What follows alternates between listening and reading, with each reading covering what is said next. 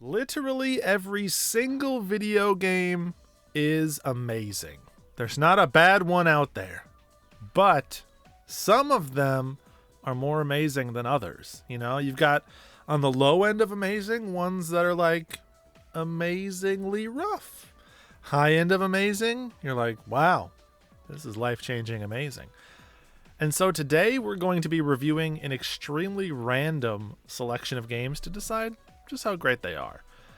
For context here, we are using the website Backloggery. For those that have been around the channel for a while know that I love this website. It's where I track my collection and all the games that I've finished.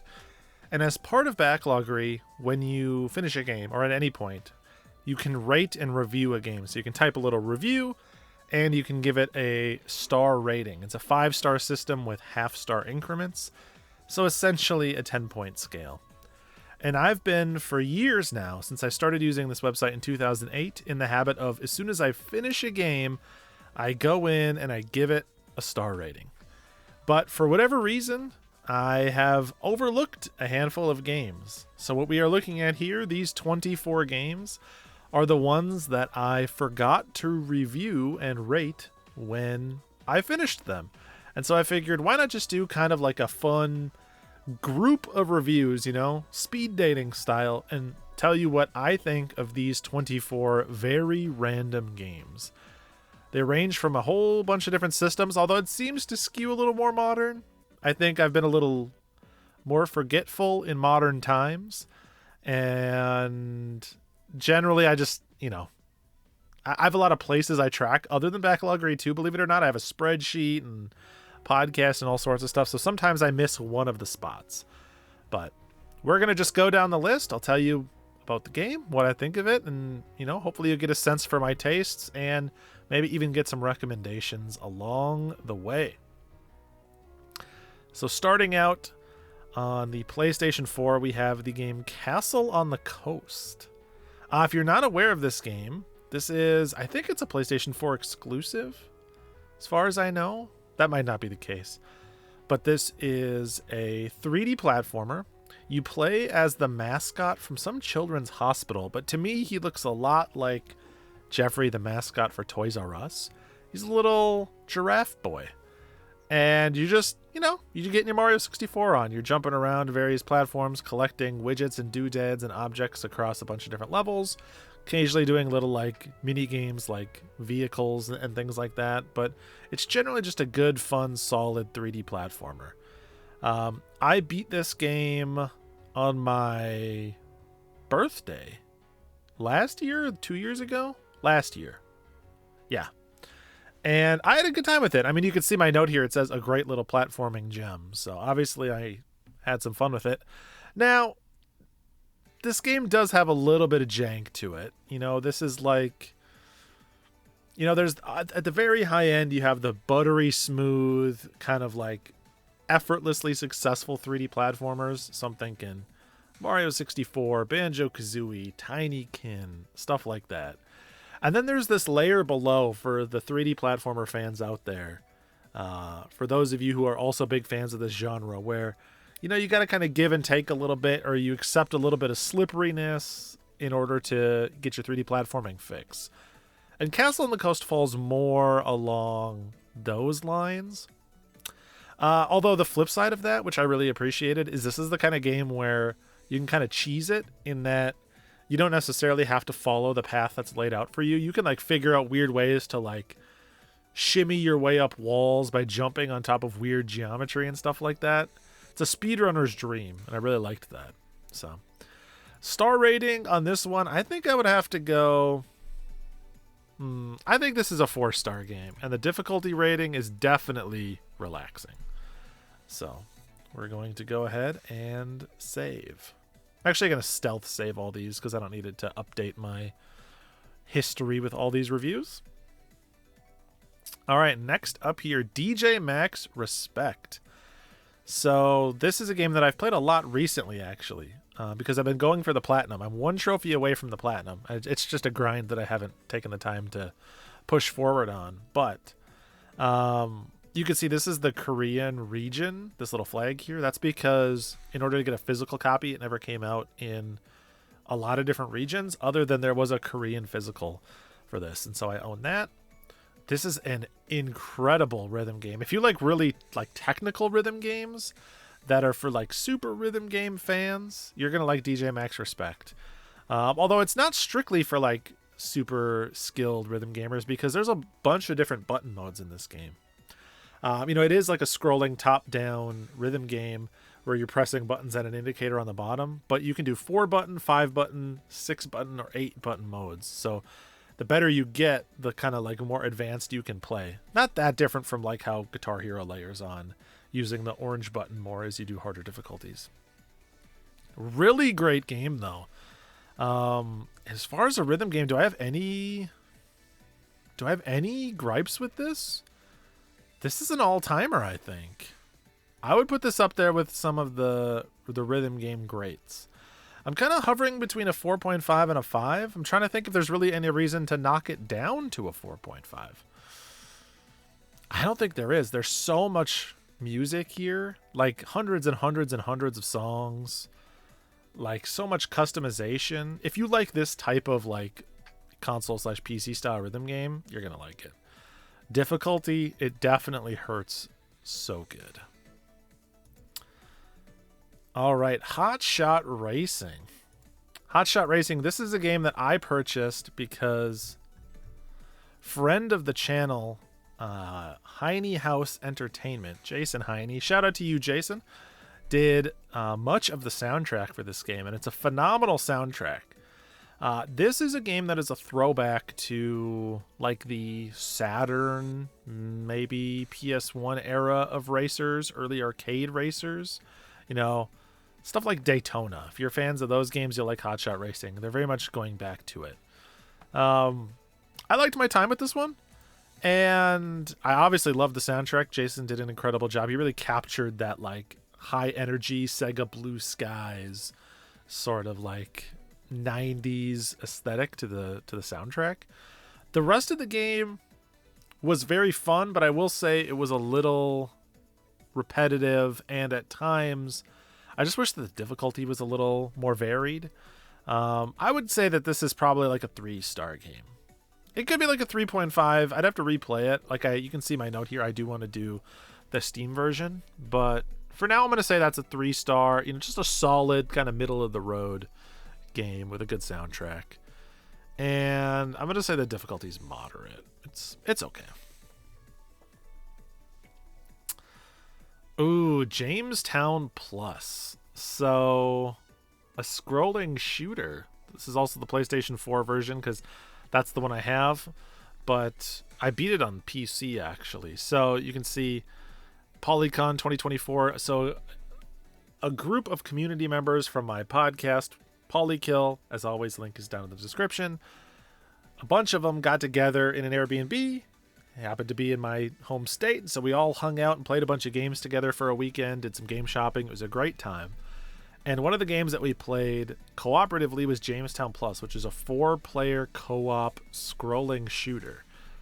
And I had played Jamestown a bit when it first came out over a decade ago, and I liked it, but playing it co-op really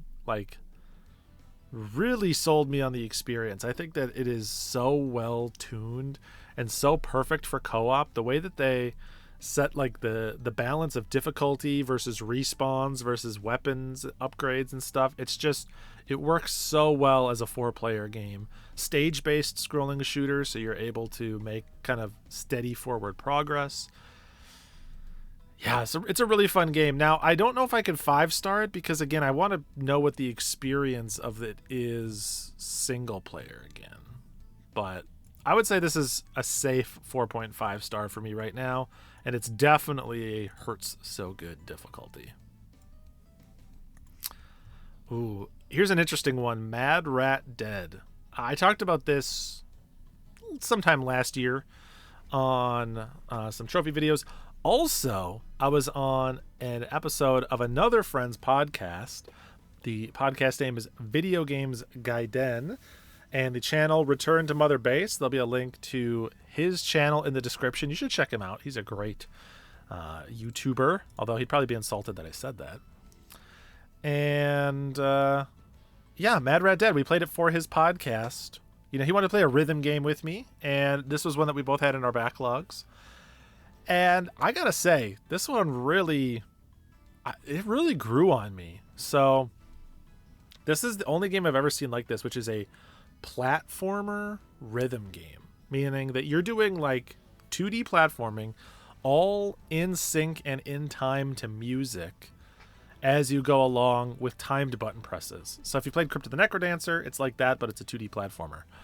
At first, it's impossible. It like rips your brain in half. No human could ever focus on everything all at once.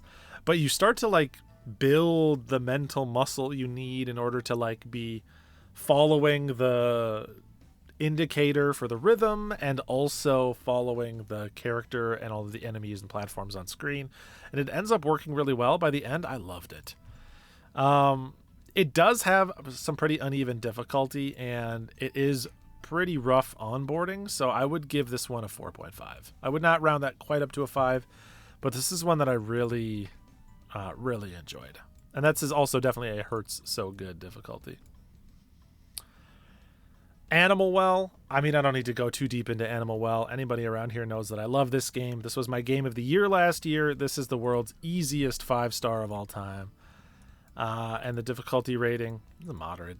Actually, it's not relaxing. I guess moderate is fair. But yeah, please play Animal Well for the love of all that is holy. If you like gated exploration games, if you love games with mystery, if you love to pick apart layers of games and, you know, kind of uncover intention as you go, learn mechanics on the fly without much tutorialization, Animal Well is just like a game design masterclass. All right. So now we've cleared all of the modern PlayStation stuff. So now we're going into the GameCube. Actually, interesting. I never gave a review to Paper Mario: The Thousand-Year Door. So you can see from the note there, I think the reason that this is the case is because I used to own this game back when the GameCube was the current relevant system. And it got stolen from me. Jerks. Jerks out there will steal your video games. And for a long time, I never got it back. And then just recently, I bought a copy off of another YouTuber here. And now I have a copy of it. And I actually bought it right before the remake came out, which I could have probably just waited, but still happy to have it on GameCube.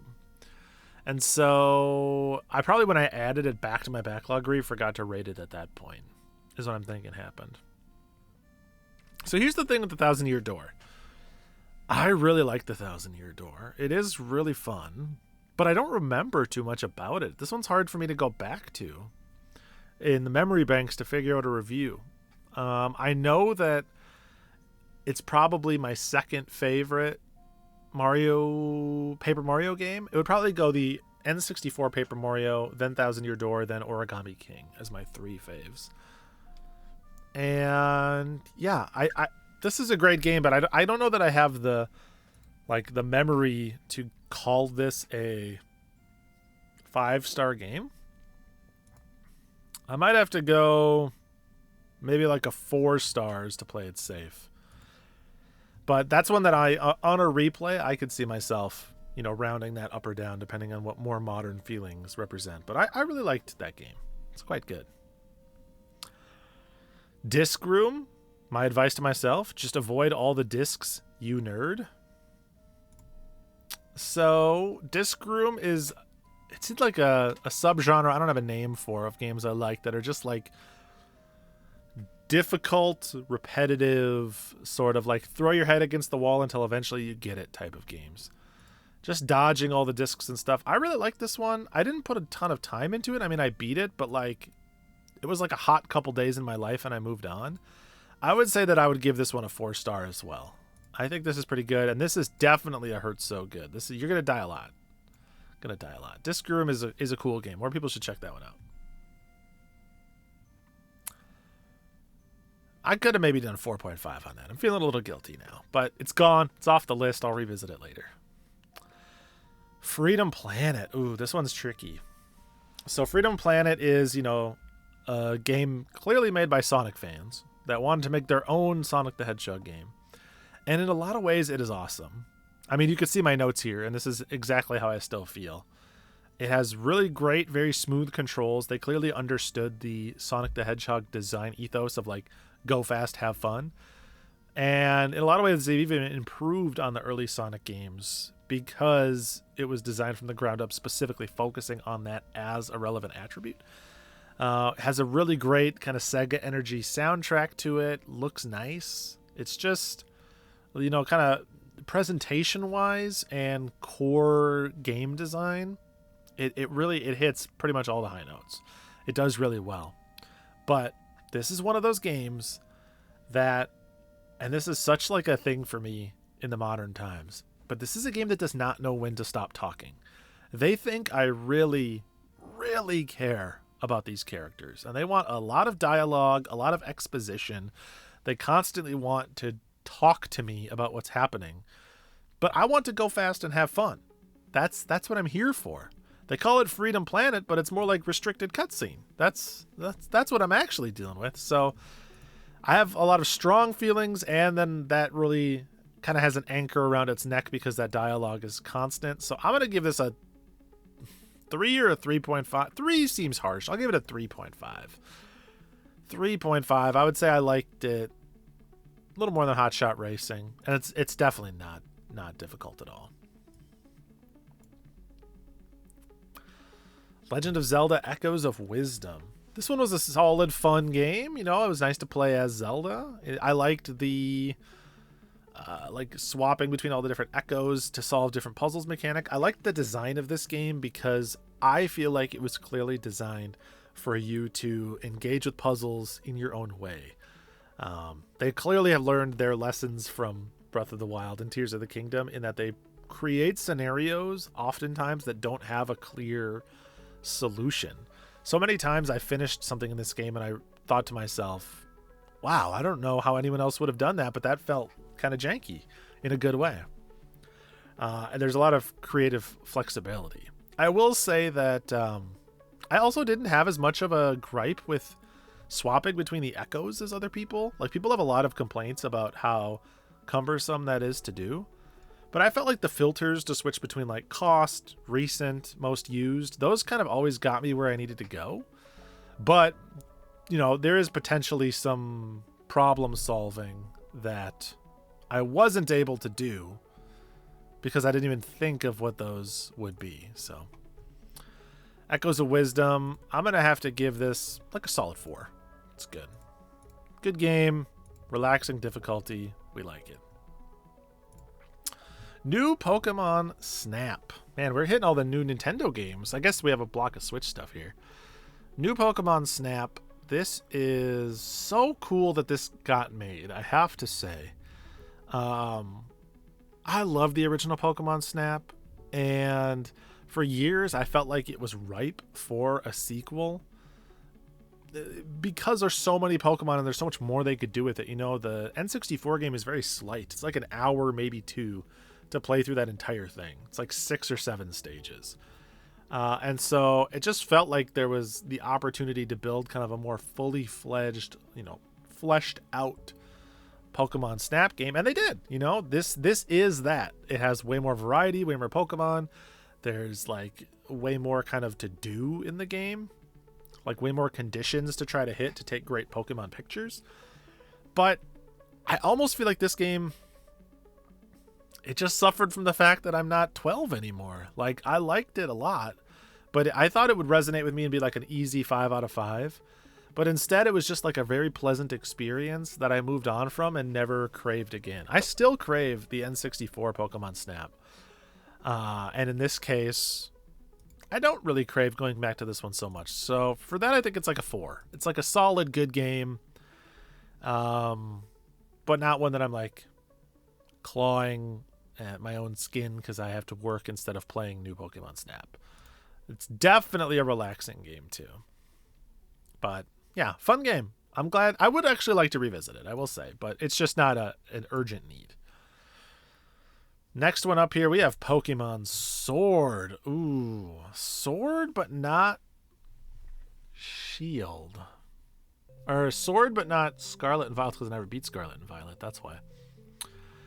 Very fun generation Pokemon Sword was. I actually really liked this.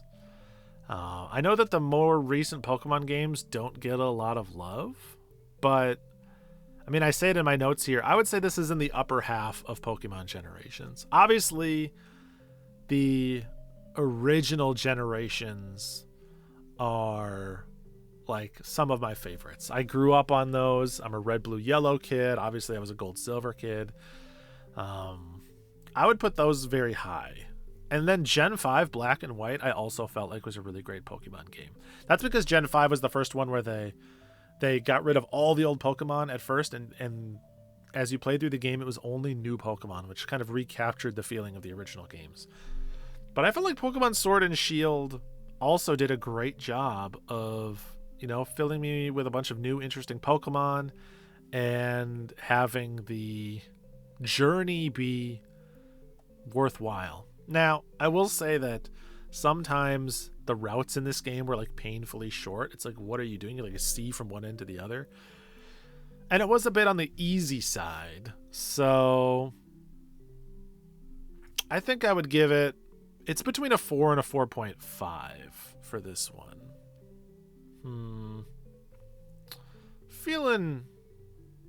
I'm feeling generous. We'll go 4.5. I like Pokemon Sword.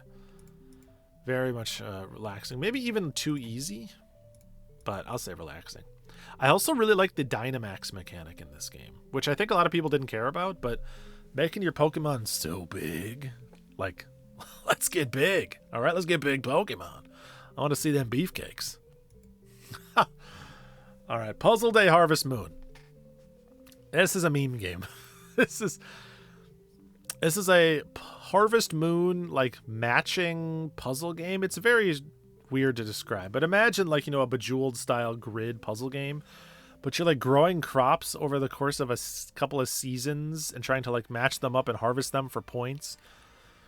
I used to go out game shopping with some buddies of mine every week, and we would always see this game in like the $2 bins. And we'd always joke around like, hey man, you could buy a copy of Puzzle Day Harvest Moon. But none of us ever did until eventually I did. And yeah, you don't need to play this. It's fine. You can go your whole life never playing Puzzle Day Harvest Moon, and your life would be no worse for the wear. Just a completely reasonable game to skip. No one really needs to own it. I'm going to give this one's kind of boring. I'm going to give it like a 2-star. I just don't care about this game. It's not like poorly made, but there's not even like a story mode or anything. It's just like get in, do the puzzles, whatever. Difficulty, too easy. It's boring. Boring game. It's funny. It's a joke. We don't need to worry about it. Bit Trip Saga. Okay, so this is, you're actually seeing a bit of a result of how I track stuff in my backloggery. So in backloggery, you can do this drop down that'll show you every game that's contained within a collection. And when that's the case, I null all the games in the collection, and then I give the collection like a beat, completed, unfinished type rating. And that's so that the totals on my systems accurately reflect how many games I own for that system. So if all of these were marked as beat, then, you know, it would be like it would show each of these as a unique 3DS game that I own, when I'm trying to keep it more closely aligned to the physical games that I own. All that to say, though, I mean, I've played through and enjoyed all these, Runner being my favorite, but on the whole, I'd give the collection like a solid 4 out of 5. You know, that seemed to be my rating for most of them, and I think that 4 out of 5 is safe there. Sonic Adventure 2. So, this one's interesting. This game, like, rules because it's rough in a lot of ways. Certain people will understand what I'm talking about. You know, every now and again there's a game that fumbles, like, balletically. Like, it stumbling into success is how I would describe Sonic Adventure 2. You know, you could like slice out almost any part of this game and you'd be like, I don't know about that, man. I don't know when to do that in a video game. I don't know if that's cool. You think that's cool? I don't know if that's cool. But on the whole, it's pretty cool. Pretty cool game. So, yeah, I like Sonic Adventure 2 quite a bit. I'm going to give this a 4.5 star. And I'm going to give it a moderate rating. That's a classic. Fun game. Gotta respect it. Whew. Inca. Inca. On the CDI. This is a dungeon crawling point and click adventure FMV shooting gallery. It is all those things. I'm not lying. I mean, you can see my review. You know, it's space dogfighting, point and click, all of these. This is just like a fever dream of a video game that could only exist on the Philips CDI. It's not great, but like it's so weird that you have to respect it. I think 3 is the right rating for Inca. Could be a 3.5. Not to be missed, not to be played. Inca stands supreme. I think I summed it up better back then than I ever could now. Not to be missed, not to be played. All right.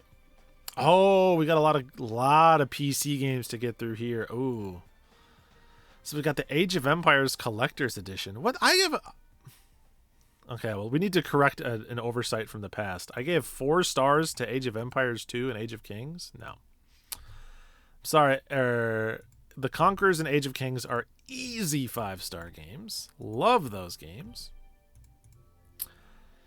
Now, I'm less hot on the original Age of Empires, so I don't know that I would round the entire collection up to a 5. I would maybe call the collection like a 4.5.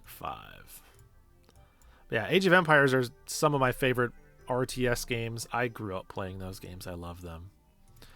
Age of Empires 2 in particular, and then a little bit of Age of Mythology as well. The Diablo Battle Chest. Look at me giving Diablo 2 and Diablo 2 Lords of Destruction 4s. I'm pretty sure that these... I give Diablo a 3 out of 5. My God, man.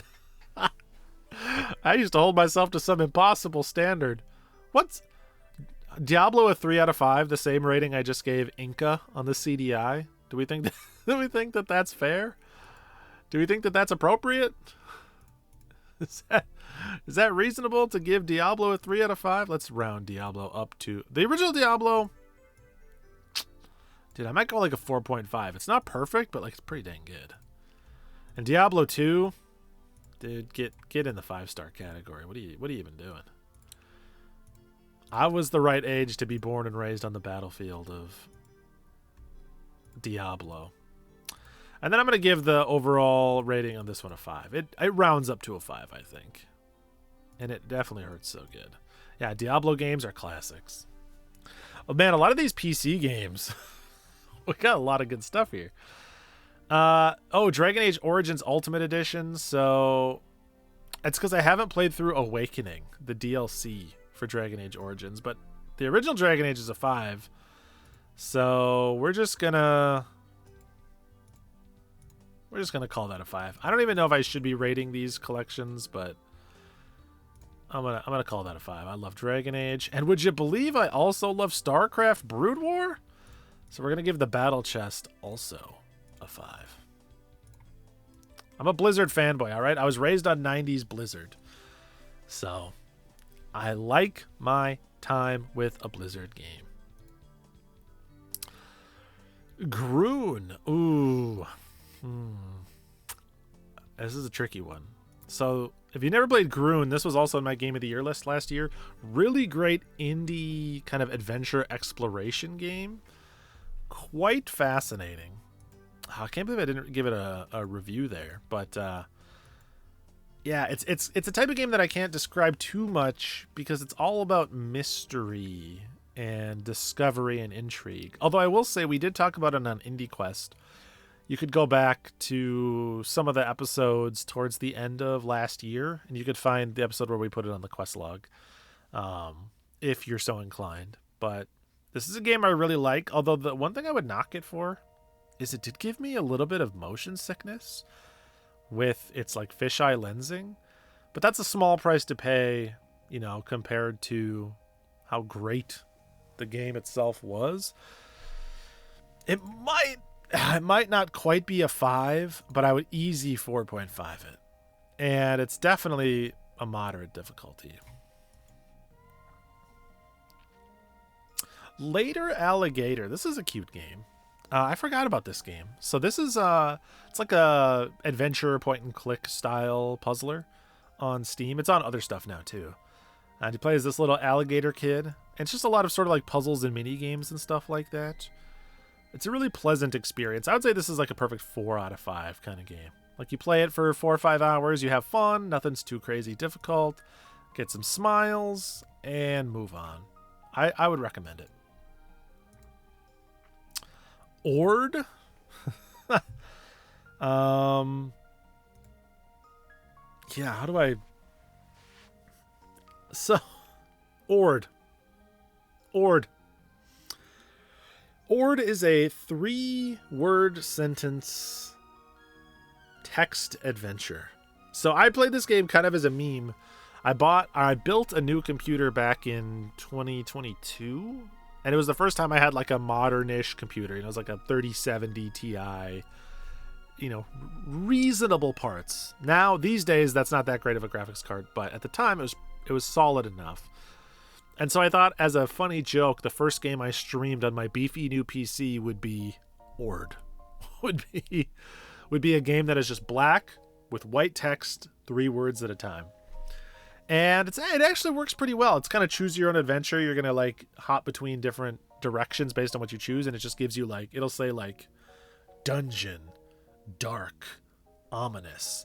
And then you'll have 2 prompts, and it'll be like explore or torch. And you choose one, and then, you know, say you choose torch, it'll say like bright, revealing, staircase. And it's like, oh, now I can choose to go down the staircase. And it kind of like almost a computer built D&D campaign in that way. I mean, it's simple, and it's pretty typical by adventure standards, I guess. Like, you locked into tracks very clearly, but I'd give it a 3.5 star. I liked my time with it. It's definitely a relaxing game. And the last one that I have never reviewed, StarCraft II Legacy of the Void. I am just always going to be a sucker for a StarCraft game. StarCraft 2, some of my all-time favorites. I still watch StarCraft 2 competitive videos all the time. My Loco fans, I know you're out there, all right? Sound off. But yeah, Legacy of the Void I thought was great. 5 stars from me. Heard so good.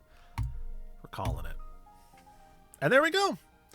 That is 25 random reviews. All the games I had forgot to rate on my backlog are now rated.